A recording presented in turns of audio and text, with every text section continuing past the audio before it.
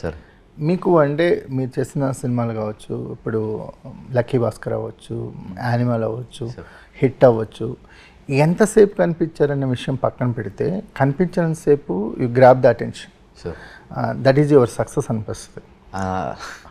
I won't take it as my personal success, sir. It's అంటే team writers, success. directors Purely directors, sir. Purely directors.